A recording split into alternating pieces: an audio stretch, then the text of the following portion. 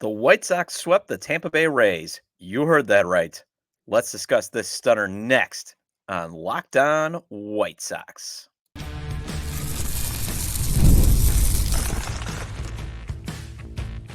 You are Locked On White Sox, your daily Chicago White Sox podcast. Part of the Locked On Podcast Network, your team every day. And hello, I'm Todd Welter, a lifelong White Sox fan and the site expert of Southside Showdown, part of the Fansided Network. You can check out my written content at southsideshowdown.com. Also, I've covered Major League Baseball for outlets such as the Associated Press. And thanks for making Locked On White Sox your first listen every day.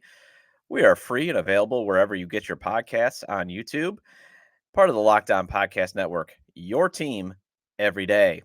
And hey, make sure to subscribe to the YouTube channel at Locked On White Sox. Smash the like button and give a 5-star review wherever you get your podcasts, as that would be greatly appreciated. Well, the White Sox hit rock bottom on Thursday. We can officially say they have hit rock bottom. They hit it on Thursday after they wrapped up a 7-game road trip, 0-7. They were outscored 49-18. They got crushed by the Phillies. I believe they were outscored 24-7, and then 25-11 by the Minnesota Twins in a 4-game set. They were 3-22 entering a 3-game set with the Tampa Bay Rays at Guaranteed Rate Field. The Rays came into Chicago losers of 4 of their past 6 games. The hope was they could turn things around against the unofficial get-right team in the majors. Well, the White Sox are the team that got right as they swept the Rays. And we're going to discuss how the Sox doubled their win total and whether you should be optimistic that this season might not be as bad as we thought. Well, at least might not be as bad as the 3-22 start made it out to be. And again, the key phrase, as bad. It's still not going to be great this season. We will then discuss the 4 players that had a huge impact on the series. And finally, I'll wrap up with what is better for the Sox to do through the trade deadline. Stick with the veterans or go with the young players. Today's episode is brought to you by FanDuel. Make every moment more. Right now, new customers get $150 in bonus bets guaranteed. That's $150, win or lose. Visit FanDuel.com/lockedon to get started. A quick coffee slurp. If it hasn't been known by now, I'm a big coffee drinker. Love it. Using the Sox mug and going with the Collectivo Blue Healer. Threw some half and half in there. Anyways, the Sox, they bounced back from that awful road trip with a 9-4 victory over the Rays on Friday. Things were going so well that Martin Maldonado even hit a home run. His average is now up to .083. I mean, you know things are going great when Martin Maldonado actually does something on offense. The White Sox then took Game 2 with a 7-6 10-inning victory in front of a lively crowd of over just 28,000. Maybe the Sox need to give away more hockey jerseys to get fans in the crowd, but even then, crowd showed out. Bridgeport showed that they can support the White Sox. Andrew Benintendi, who we will discuss in the next segment in more detail, he smashed 2 home runs, including a walk-off shot in the 10th. And then finally on Sunday was Eric Fetty, who was brilliant. Went 8 1/3, just gave up 2 runs. And again, we'll discuss him in more detail in the next segment. The Sox committed no errors in this series. They were the team that ran into starting pitching that for the most part did not have their best stuff. And they were the team that ran in to an opponent whose bullpen blew some leads. Well, gave up leads. Game was tied. I don't think the Rays led a ton during this series. Heck, they outscored Tampa 21-13 in this series. And I know I had it in one of the shorts over the weekend, and I wrote about it on Southside Showdown, but one local TV sports anchor in Tampa tweeted that it was embarrassing that the Rays lost to the Sox on Friday. Called it the Sox dog walking the Rays. We're talking about an April victory, and I know I've made a little bit big about these April losses, but as we saw last year, everything fell apart in April. But it's still April. If you're calling a loss embarrassing, that just shows you the sad state that the Sox are in. They can't even win when they're winning. The Sox actually won the way it was envisioned in the offseason, with defense that didn't beat itself, solid pitching, and they got timely hits. So does this mean better days are ahead? Well, probably not. They got the Twins coming to town this week, and the Sox have been terrible against the division. Now, they do go on the road to face St. Louis and Tampa, so hey, there's some chances to win.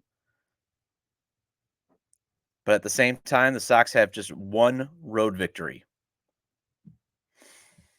And then they have Cleveland at home, and that team is on a tear right now. Plus, the Sox have a stretch in mid-May through early June that includes a 6-game road trip where they have to face the Yankees in Toronto, a 4-game homestand against Baltimore, and then a 5-game road trip against Milwaukee and the Cubs, and then 4 home games against Boston, and then 4 on the road against Seattle. Yeah, that's not easy. But at least you got Eric Fetty pitching at a stopper pace. And if you can get Garrett Crochet going good again, you got 2 really good starting pitchers. So maybe there's some hope. And please, for the love of whatever, when winning, the bullpen should be Briba, Leisure, Wilson, and Kopech.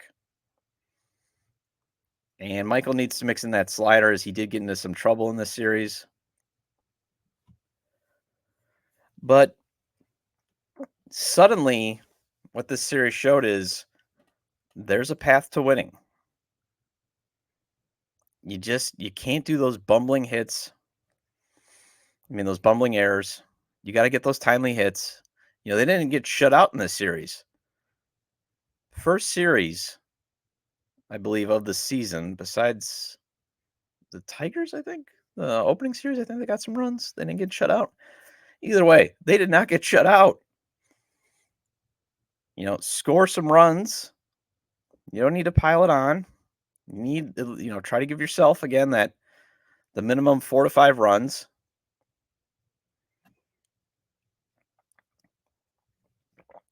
Get Andrew Benintendi engaged at least. He doesn't need to be a savior, but he needs to be engaged.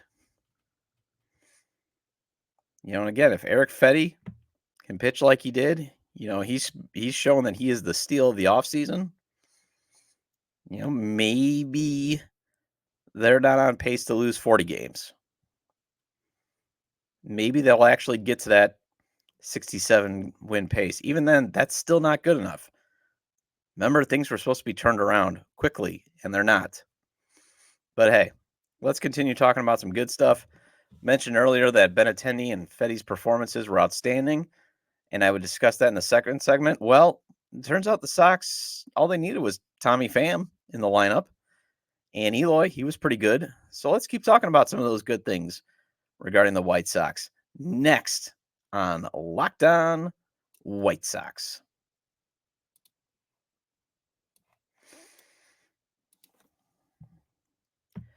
Hey, this Mother's Day, get something thoughtful for mom on DoorDash. Surprise her from wherever you are with fresh bouquets, the latest tech, gift cards, self-care treatments, and more to make her day that much better. Pair of flowers with a gift card so she can celebrate any way she wants. Is she a bookworm? Try a bookstore gift card. I might actually have to do that for my lovely wife as a gift for my daughter. She's still at that age where I still have to actually go out and buy the Mother's Day gift. So, I think I'm gonna have to do that. Get thoughtful gifts she deserves with the convenience you need. Choose same-day delivery or schedule a week ahead for when flowers and gifts should arrive to her door with DoorDash. Shop with savings that would make her proud with a Dash Pass membership. You'll save with a $0 delivery fee and reduced service fees on eligible orders. from Dash Pass merchants that meet the minimum subtotal. Other fees, including service fee, apply. Terms apply. Get a Mother's Day gift as unique as she is with DoorDash. Use code LOCKEDONMLB. That's LOCKEDONMLB. Get 50% off your next order, up to $15 when you spend $15 plus on your next flour, convenience, grocery, or retail order now on DoorDash. That's Locked On MLB. Order using DoorDash today. Terms apply. All right, game off. We got to pause here to talk about Monopoly Go. I know what you're saying. Flag on the play. You already talked about that, and I have been talking about it. But you know what? There's so much good stuff in this game. In Monopoly Go, you can team up with friends for time tournaments where you work together to build up each other's boards. The more you win together, the more awesome prizes you unlock. And there's so much to get. Unique stickers you can trade with friends to complete albums for big prizes, cool new playing pieces to travel the boards with, hilarious emojis for taunting friends when you smash their buildings or heist their vaults. Plus, Monopoly Go feels new and exciting every day with constantly changing tournaments and challenges. A ton include their own unique mini games like digging for treasure or a robot Panchico machine. And there's always new timed events that help you win big, like massive multipliers for everything you win or rent frenzies. There's always something fun to discover in Monopoly Go. So get off the bench and go download. It's now free on Google Play or the App Store. So game on.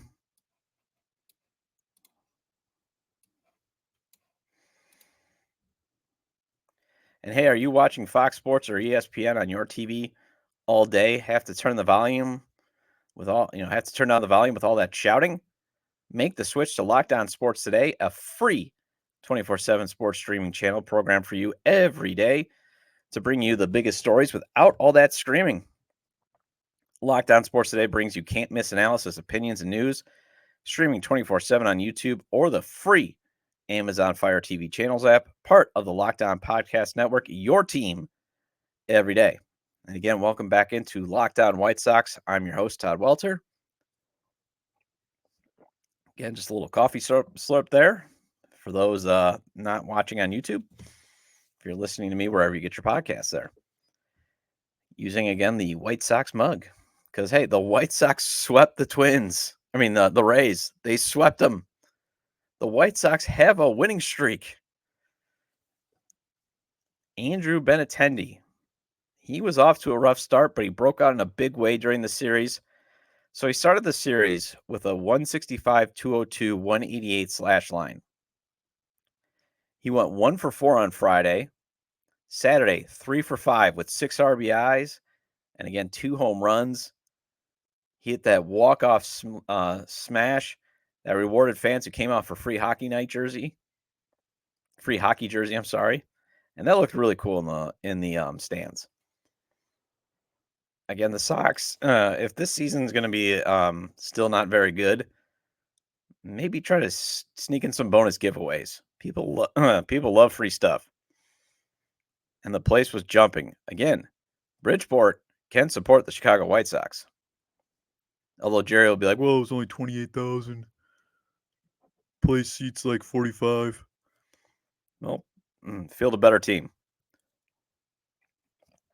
We don't blindly just show up because, hey, the White Sox are playing. Yeah, we'll go, but we also want to see a good product. We're not like a certain club. I'm not going to take that shot. Then he went 2 for 4 with 2 RBI on Sunday. So his slash line is now up to 205, 235, 286. He was starting to swing the bat in Minnesota, really carried over into this series. And hey, maybe he cares about baseball. Because in the beginning, it looked like he wasn't very engaged, especially fielding wise. I mean, he was atrocious in the field against the Twins. Hey, maybe Tommy Pham said something to him. And maybe he's just been the missing link all along, as this team is now 3-0 with him. He joined the team on Friday after using AAA to get back into game action since he signed after the season begun. Pham was 2 for 5 on both Friday and Saturday. and he was 1 for 4 on Sunday. And not only that, the Sox have someone who can play center and hit a bit while Luis Robert Jr. is out. And they also have, I think, the clubhouse presence that they've been lacking. I mean, Tommy Pham, by all reports, he's a straight shooter. And if he doesn't like what you're going to have to say, at some point he might actually smack you in the face, which he did to Jock Peterson once. Although Jock Peterson was on the other team and it was a little dispute over some fantasy football. But, that Pedro Grifol, I know over the weekend, a lot of his quotes were just raving about Pham's presence. And again, I will get into the Tommy Pham transaction in the next segment. You know what else was really good in this series? Eloy Jimenez. He was 1 for 4 on Friday with a 2-run blast, 2 for 5 on Saturday, and 3 for 4 on Sunday. So on April 19th, I think that was rock bottom. Well, rock bottom for Eloy may have been, him going back on the IL. But he came back, and then on April 19th, his slash line was 095, 208, 095. He has been on a tear, though, since April 19th. He's reached base safely in 8 of his past 9 games. Slash line is now up to 259, 328, 431. Please pray for continued health. We need to find that preacher that was at the announcement for the new Soldier Field to continue to pray for Eloy to have continued health. And then Eric Fetty, as I mentioned in the first segment, he was brilliant on the mound on Sunday. 2 earned runs, 7 hits, struck out 9. Really only made 1 mistake in 8 1/3 innings, and that mistake did go into the bleachers. But otherwise, he was baffling the Rays until the end.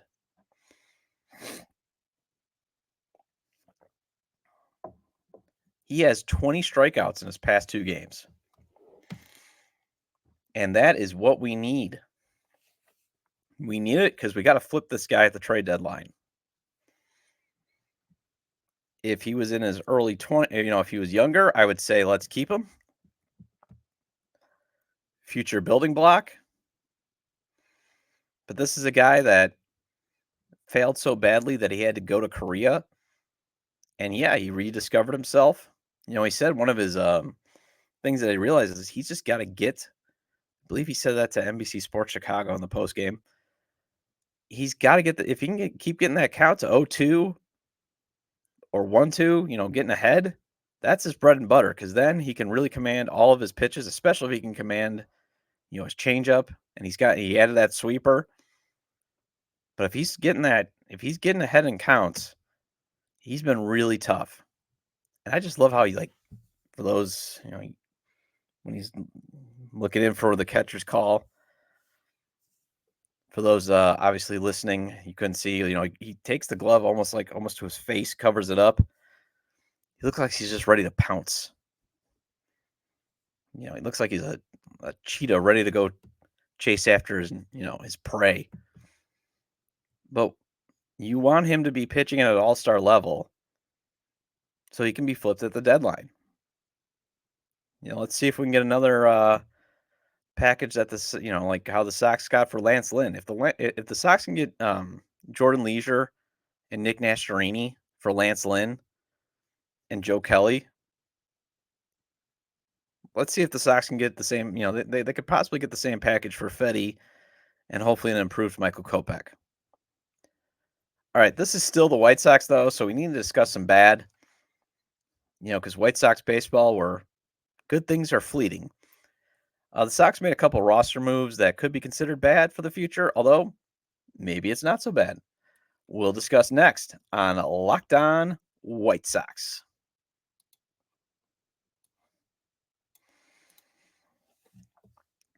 It's playoff time in the NBA and NHL. Baseball's in full swing, and FanDuel is your place to bet on every game. Right now, new customers get $150 in bonus bets guaranteed. That's $150, win or lose. And you can use that to put together some fun parlays or prop bets. Yes, prop bets. I keep talking about my old college roommate I've actually known him since I was like 12 years old. But what he does is he puts together bets that he obviously feels he's going to win. He's in it to win it. But then he throws in, say, a parlay or a prop bet at a relatively low price, like will the game go into overtime? And hey, if it hits, fantastic. He wins a bet.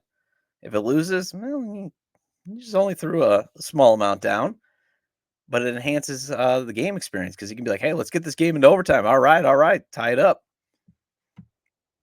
He's rooting for everybody to win in that case and for himself. And if it doesn't hit, well, like you said, he had a little bit of enjoyment. So bet on everything from slap shots to home runs to slam dunks, all on the app that is safe, secure, and easy to use. What are you waiting for? Visit fanduel.com/lockedon and make your first bet an automatic win. FanDuel, America's #1 sports book.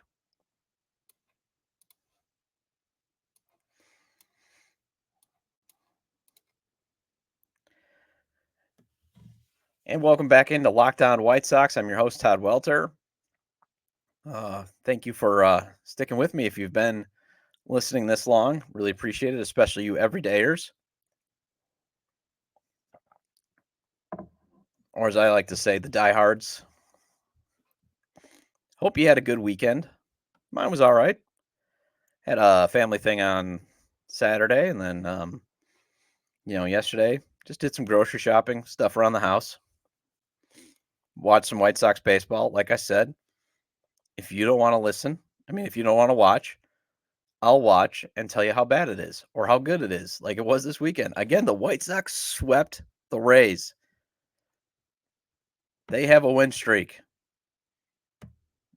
I don't think the Oakland A's last year had a win streak at this point until like June, so take that. The White Sox made a flurry, though, of roster moves this weekend. That's what's going to happen when you go 0-7 on a road trip. They called up Tommy Pham and veteran Rafael Ortega to make room on the 40-man. They designated veteran Kevin Pillar and prospect Bailey Horn for assignment. Bailey Horn, a pitcher that they traded back from the Cubs. They traded him to the Cubs, and then they wanted him back.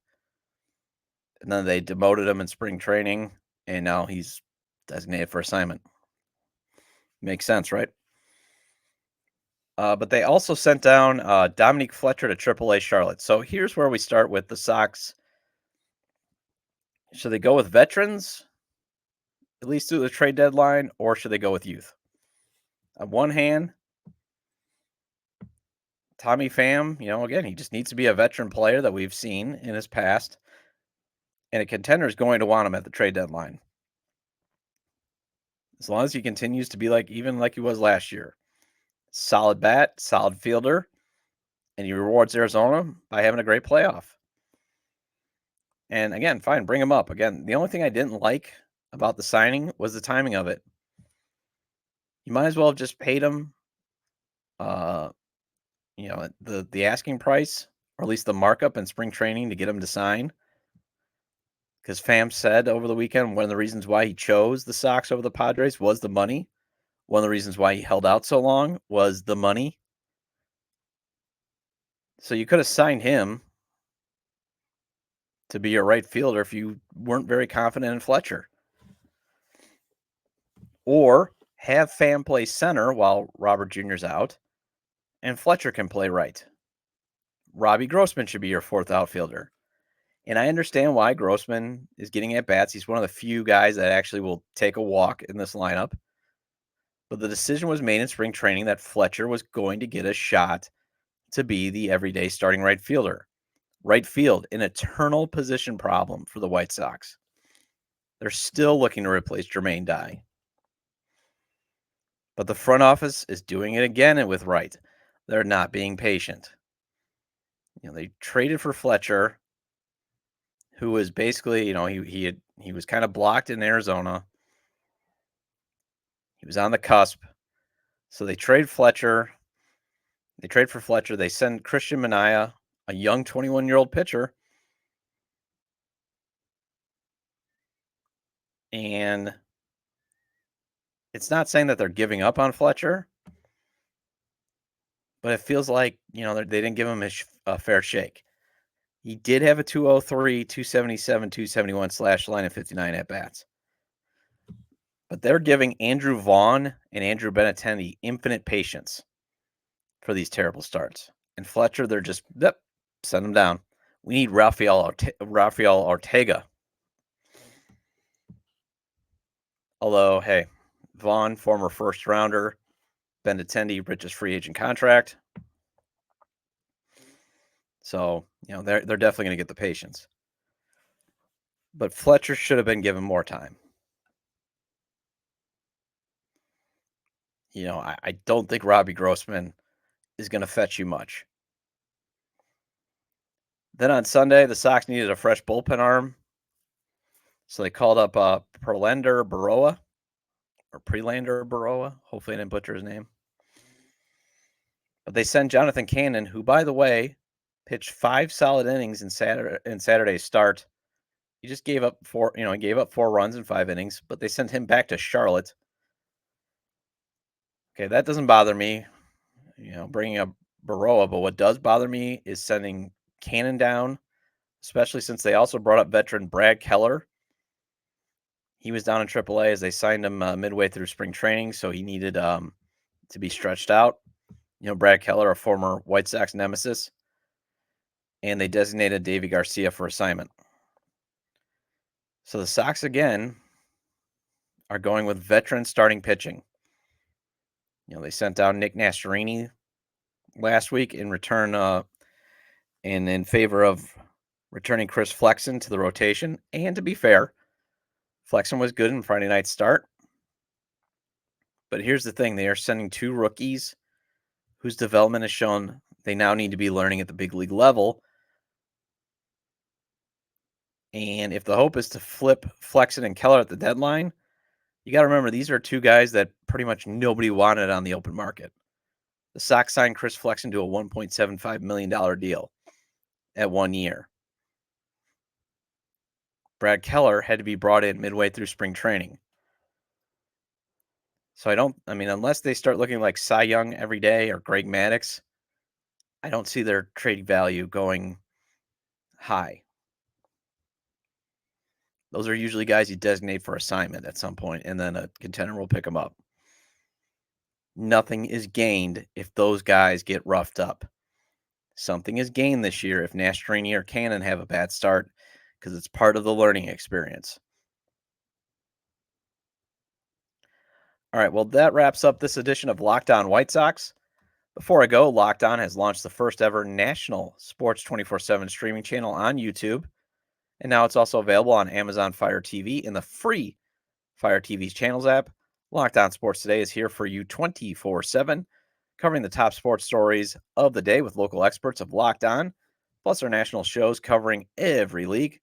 Find Locked On Sports Today now available on the free Fire TV channels app. All right, so we'll be back tomorrow to talk some more White Sox baseball. Make sure to subscribe to our YouTube page at Locked On White Sox. Smash the like button and give a 5-star review on wherever you get your podcasts. And let me know your thoughts on today's topics regarding the Sox sweeping the Rays, the 4 players who were great in that series, and the recent roster moves. You can let me know on Twitter at ToddJDub or email me at lockedonwhitesox@gmail.com. Have a great day. See ya tomorrow.